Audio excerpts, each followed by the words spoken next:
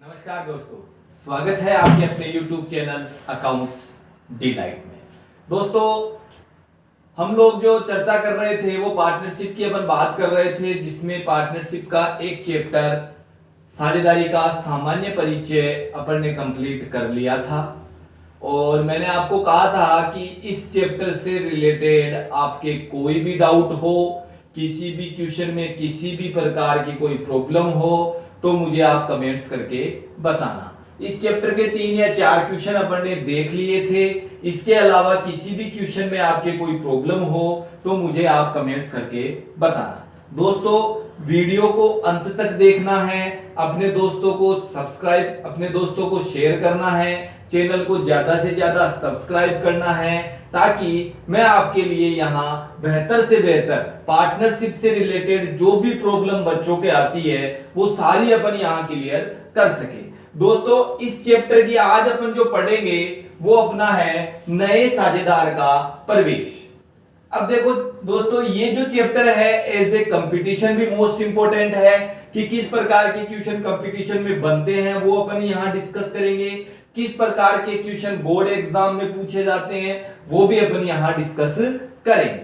ठीक है दोस्तों, तो स्टार्ट करते हैं अपना टॉपिक। आज अपन पढ़ रहे हैं नए साझेदार का प्रवेश। तो देखो दोस्तों, फर्म में एक नया साझेदार आ रहा है, कहने का मतलब सर फर्म का पुनर्गठन हो रहा है। फर्म क्या हो रही है? पुनर्गठित हो रही है, यानी फर्म का आकार क्या हो रहा है? बढ़ रहा है। तो मैं आपको पहली बात तो ये बता दूं कि एक फर्म नए साझेदार को फर्म में प्रवेश क्यों देती है।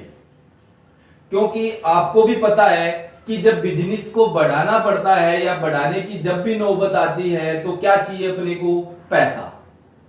तो पैसा कहां से लाए? तो पैसा लाने के लिए क्या किया जाता है? नए साझेदार को फर्म में प्रवेश दिया जाता है। तो देखो दोस्तों, पढ़ते हैं अपन। एक फर्म नए साझेदार को फर्म में प्रवेश दे रही है या बुला रही है, तो नया साझेदार जब फर्म में प्रवेश करेगा तो फर्म द्वारा उसे 2 अधिकार, 2 राइट दिए जाएंगे। वो 2 राइट कौन से हैं मैं आपको बता रहा हूं। पहला अधिकार क्या होगा? फर्म की संपत्तियों व दायित्वों में हिस्सा। पहला अधिकार क्या होगा कि जो नया साझेदार फर्म में प्रवेश करेगा, फर्म द्वारा उसे फर्म की संपत्तियों व फर्म के दायित्वों में क्या दिया जाएगा? हिस्सा दिया जाएगा। दूसरा अधिकार क्या होगा? फर्म के भावी लाभों में हिस्सा, यानी फर्म का जो इन फ्यूचर प्रॉफिट होगा उसमें भी नए साझेदार का क्या होगा? हिस्सा होगा। ये 2 अधिकार किसने किसको दिए? ये 2 अधिकार फर्म ने नए साझेदार को दिए। किसने किसको दिए? फर्म ने नए साझेदार को दिए। किसने दिए? फर्म ने।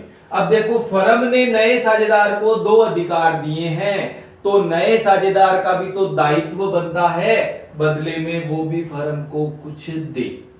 ठीक है ना? तो देखो, यदि नया साझेदार फर्म की संपत्तियों व दायित्वों में हिस्सा लेना चाहता है तो उसे अपने साथ क्या लाना पड़ेगा? पूंजी, कैपिटल लानी पड़ेगी। ठीक है ना? तभी उसे फर्म की संपत्तियों और दायित्वों में क्या मिलेगा? हिस्सा मिलेगा। और यदि वह फर्म के भावी लाभों में हिस्सा लेना चाहता है तो उसे अपने साथ क्या लानी पड़ेगी? गुडविल लानी पड़ेगी। ये 2 अधिकार उसे तभी मिलेंगे जब वह फर्म की 2 शर्तों को क्या करेगा? पूरा करेगा। ठीक है ना? अब एज ए कंपटीशन अपन बात करते हैं, यहीं से क्वेश्चन उठाते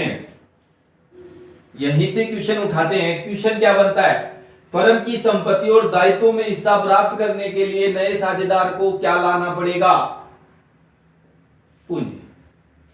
फर्म के भावी लाभों में हिस्सा लेने के लिए नए साझेदार को क्या लाना पड़ेगा? गुडविल। As a competition. ठीक है ना?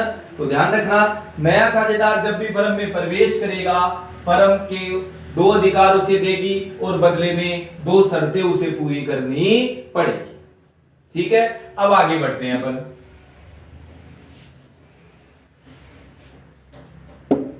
देखो, नया साझेदार फर्म में प्रवेश करता है तो फर्म के सामने बहुत सी समस्याएं उत्पन्न होती है। वो समस्याएं कौन कौन सी है? पहली प्रॉब्लम, समस्याएं कौन कौन सी है? पहली, नया व त्याग अनुपात। पहला कौन सा हो गया? नया व त्याग अनुपात की गणना, पहली समस्या। दूसरी समस्या हो जाएगी ख्याति का मूल्यांकन व लेखांकन, मोस्ट इंपोर्टेंट। थर्ड समस्या हो जाएगी अपनी संपत्तियों व दायित्वों का पुनर्मूल्यांकन, संपत्तियों व दायित्वों का पुनर्मूल्यांकन। और लास्ट हो जाएगा पूंजी का समायोजन, पूंजी का समायोजन। देखो, एक नया साझेदार जब फर्म में प्रवेश करता है तो फर्म के सामने चार समस्याएं उत्पन्न होती है। पहली समस्या, नया व त्याग अनुपात ज्ञात करना। दूसरी, ख्याति का मूल्यांकन व लेखांकन करना। तीसरी, संपत्तियों व दायित्वों का पुनर्मूल्यांकन करना।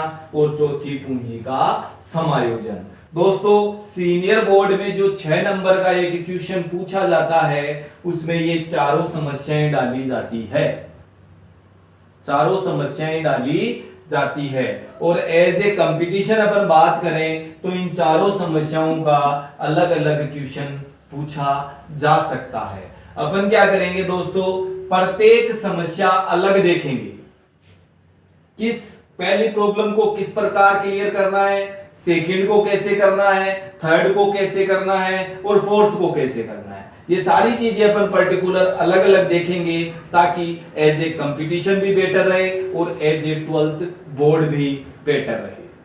दोस्तों, मैं आपके लिए यहां ज्यादा से ज्यादा अवेलेबल करवाऊंगा as a easy way, as a easy way. कुछ कैसे पढ़ाते हैं, कुछ टीचर कैसे पढ़ाते हैं, उससे मुझे कोई मतलब नहीं है। मैं आपको मेरे मेथड से पढ़ा रहा हूं ताकि वो आपके लिए बिल्कुल इजी रहे, वो आपके लिए बिल्कुल इजी रहे, क्वेश्चन करने में आपके किसी प्रकार की कोई प्रॉब्लम नहीं आए। इसीलिए मैं आपको बिल्कुल इजी वे में, बिल्कुल नॉर्मल तरीके से आप यहां पढ़ाई करेंगे। तो देखो दोस्तों, आज अपन जो चर्चा करेंगे वो करेंगे नया व त्याग अनुपात ज्ञात करना, कि जब एक नया साझेदार फर्म में प्रवेश करता है तो नए व त्याग अनुपात की गणना किस प्रकार से की जाती है। ठीक है दोस्तों, चलते हैं आगे।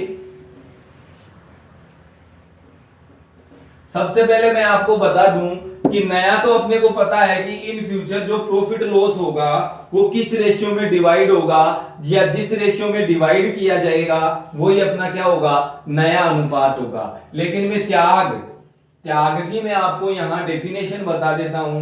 त्याग का मतलब होता है देना, त्याग का मतलब क्या होता है, देना। अब देखो, एक एग्जांपल से मैं आपको बताऊं कि ए बी सी ये 3 बंदे थे। ये पहले क्या कर रहे थे, प्रॉफिट को बराबर बराबर डिवाइड कर रहे थे। इन्होंने किसको बुला लिया, डी को बुला लिया। क्या अब मेरे को एक बात बताओ कि इस डी का प्रॉफिट कहां से आएगा, इन तीनों में से कट के ही तो आएगा, या इनमें से किसी एक से या किसी 2 से कट के आएगा। ठीक है ना। क्या इसके आने के बाद भी इनको जो पहले प्रॉफिट मिल रहा था वही अब मिलेगा क्या, नहीं। क्यों, क्योंकि ये क्या करेंगे, अपने लाभ का कुछ हिस्सा इसे दे देंगे। अपने लाभ में ये नहीं कहता कि तीनों ही देंगे, या तो तीनों देंगे या 2 देंगे या कोई एक देगा। तो इनके द्वारा नए साझेदार को दिया जाने वाला हिस्सा क्या कहलाता है, त्याग। तो मैंने यही तो कहा, त्याग का मतलब क्या होता है, देना। त्याग का मतलब क्या होता है, देना। तो इनके द्वारा, कहने का मतलब पुराने साझेदार को नए साझेदार, पुराने साझेदारों के द्वारा नए साझेदार को दिया जाने वाला लाभ क्या कहलाता है, त्याग।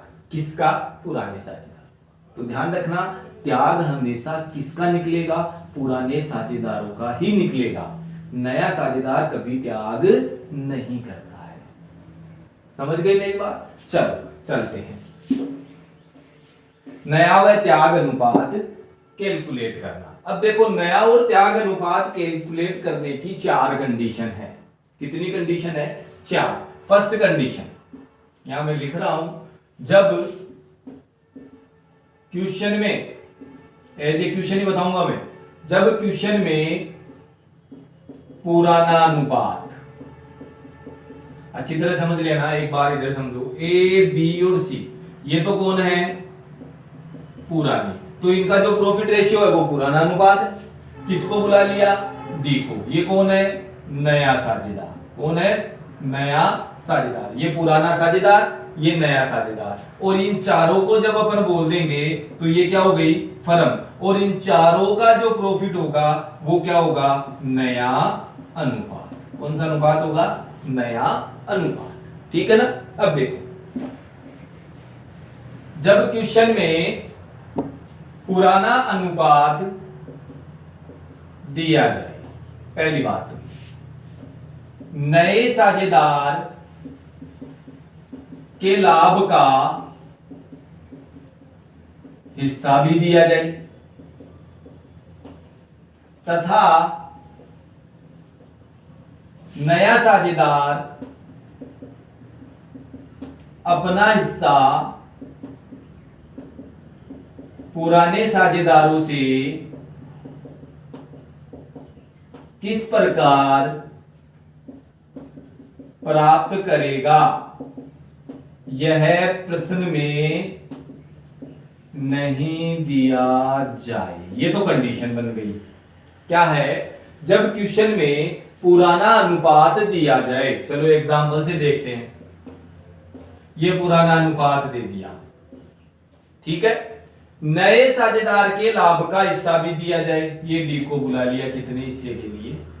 1/8 हिस्से के। नए साझेदार के लाभ का हिस्सा भी दिया जाए। अब अपने को पता है कि ये जो डी को 1/8 हिस्सा मिल रहा है, ये कौन देगा? पुराने देंगे, अभी बताया मैंने। त्याग कौन करेगा? पुराने साझेदार करेगा। यही है ना? तो या तो ये देगा या ये देगा या ये देगा, या इनमें से कोई दो देंगे या तीनों ही देंगे। ठीक है ना?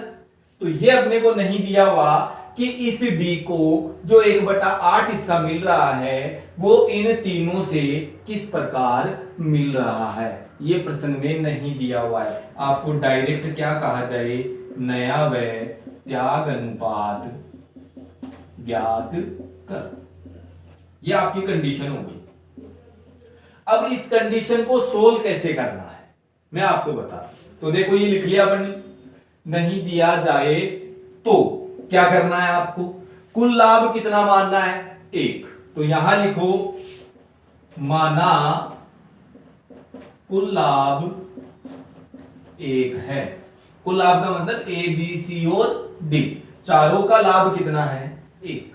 ये तो अपने को पता है, मैथमेटिक्स का रूल है। कोई भी आइटम अपने को नहीं दिया जाता है तो उसे या तो अक्स मानते हैं या उसे 1 मानते हैं। अपन ने क्या मान लिया? 1 है। ठीक है। उसके बाद क्या करना है? इस कुल लाभ में से नए साझेदार का हिस्सा घटाकर शेष लाभ ज्ञात कर लेंगे। शेष लाभ, शेष लाभ 1 माइनस 1/8 बराबर कितना बच गया? 7/8। एलसीएम तो लेना आता है ना सबको, वैसे एलसीएम लेके हल कर लेंगे। तो ये शेष लाभ। अब शेष लाभ का मतलब शेष साझेदार, शेष लाभ का मतलब शेष साझेदार। ठीक है ना? तो देखो, डी का हिस्सा तो है ही 1/8। भाई इस 1 में 1/8 हिस्सा किसका है? डी का। तो जो बचा हुआ प्रॉफिट है वो किसका है? ए बी और सी का, यानी पुराने साझेदार। ठीक है ना? तो कुल लाभ 1 है, 1 में से 1/8 घटाया तो शेष लाभ बच गया किसका? 7/8 ए बी और सी का। तो इस शेष लाभ का विभाजन पुराने साझेदारों में इनके पुराने अनुपात में करके नया अनुपात ज्ञात कर लिया जाता है। समझ गए मेरी बात? क्या करना है? शेष लाभ निकाल लिया, शेष लाभ का विभाजन पुराने साझेदारों में इनके पुराने अनुपात में कर नया अनुपात ज्ञात कर लिया जाता है। चलो कैसे करेंगे देखो, ए का नया 7/8 की तीनों का है, इसमें एक का हिस्सा है 5, 5 3 8 2 10, तो ये हो गया 35/80। ये तो किसका आ गया, एक। फिर निकालेंगे बी का 7/8 इंटू 3/10 21/80। फिर निकालेंगे सी का 7/8 इंटू 2/10 14/80। और डी का निकालने की जरूरत नहीं है, डी का अपने को दिया हुआ है, डी का अपने को दिया हुआ है। तो देखो यहां सी यहां सी यहां सी, इसको भी क्या बनाना पड़ेगा 80 बनाने के लिए कितने से गुणा कर दो, 10 से गुणा कर दो, तो ये हो गया 10/80। ठीक है, तो नया अनुपात आ गया 35 21 14 और 10। ये तो आ गया नया, क्या आया, नया। ठीक है, अब बात करें किसकी, त्याग। त्याग कौन करता है, पुराने साझेदार, तो पुरानों का ही निकालना है त्याग। ठीक है ना, तो त्याग का सीधा सा फॉर्मूला लगाओ, पुराना माइनस नया। त्याग बराबर क्या होगा, पुराना माइनस नया। तो दोस्तों ये तो रहा पुराना और ये रहा नया, ये तो रहा पुराना, ये रहा नया। तो चलो निकालते हैं ए का। ए का पुराना कितना 5/10 माइनस ए का नया कितना 35/80। एलसीएम कितना आ गया 80, 8 40 माइनस 35 कितना बच गया 5/80। इसी तरह बी का निकाल लो, 3/10 माइनस 21/80, वही 80 लघुत्तम आ गया 24 माइनस 21 3/80। सी का बात करें तो 2/10 माइनस 14/80, ये 80 एलसीएम आ गया 16 माइनस 14 बराबर 2/80। तो देखो दोस्तों त्याग कितना आया 5 3 2। तो क्या मैं ये कह सकता हूं क्या इस कंडीशन में, इस फर्स्ट कंडीशन में पुराने साझेदारों का पुराना अनुपात ही त्याग अनुपात होगा। ये तो सोल्व करने की बात है, बाकी जहां सोल्व करने की जरूरत नहीं पड़े एज ए कंपटीशन अपन देखें तो ये कंडीशन यदि आपको कंपटीशन में दी जाती है और पूछा जाता है कि त्याग अनुपात बताओ तो बिना सोचे समझे ही बता दो इनका पुराना अनुपात ही क्या होगा त्याग अनुपात होगा। पुराना अनुपात ही क्या होगा त्याग अनुपात होगा। बोलो दोस्तों समझ में आया या नहीं आया? कोई भी डाउट हो इस कंडीशन में तो मुझे आप कमेंट्स करके बताना, मैं आपके हर डाउट यहां क्लियर करूंगा किसी भी प्रकार की। और गारंटी के साथ कह सकता हूं कि आज के बाद यदि ऐसे क्वेश्चन में आपके कहीं भी प्रॉब्लम आ जाए ना तो मैं यही, मुझे याद कर लेना, मैं आपके हर डाउट को क्लियर करूंगा। ठीक है, आगे चलते हैं। तो देखो एक बार दोबारा एक्सप्लेन कर रहा हूं क्वेश्चन किस प्रकार से बन के आ सकता है कि जब क्वेश्चन में आपको पुराना अनुपात दिया जाए, नए साझेदार के लाभ का हिस्सा भी दिया जाए। अब सबको पता है ये तो कि नए साझेदार को जो लाभ मिलेगा या जो लाभ का हिस्सा मिलेगा वो पुराने साझेदारों से मिलेगा, पुराने साझेदारों से मिलेगा। ठीक है ना, तो किसने कितना कितना नए साझेदार को दिया ये प्रश्न में नहीं दिया जाएगा, डायरेक्ट क्या पूछ रहा है नया व त्याग। तो इस कंडीशन में आपको क्या करना है, सबसे पहले कुल लाभ कितना मानना है एक में से नए साझेदार का हिस्सा घटाना, शेष बैलेंस निकालना। ठीक है, शेष बैलेंस का विभाजन पुराने साझेदारों में उनके पुराने अनुपात में कर देना, आपके पास नया अनुपात आ जाएगा। फिर बात करें किसकी त्याग की, तो पुराने अनुपात में से नया अनुपात घटा देना, आपके पास क्या आ जाएगा त्याग अनुपात आ जाएगा। और इस कंडीशन में हमेशा पुराना अनुपात ही क्या होगा त्याग अनुपात होगा। दोस्तों वीडियो को अंत तक देखना, वीडियो को ज्यादा से ज्यादा सब्सक्राइब करना, अपने दोस्तों को शेयर करना और इसी तरह मेरा मनोबल बढ़ाते रहना, ताकि मैं आपके लिए यहां अधिक से अधिक उपलब्ध करवा सकूं। आपका सहयोग बना रहेगा तो मैं इसी तरह आपके लिए टॉपिक्स, इसी तरह प्रॉब्लम्स को क्लियर करता रहूंगा। तब तक के लिए धन्यवाद दोस्तों, आपका सहयोग ही मेरा प्यार है।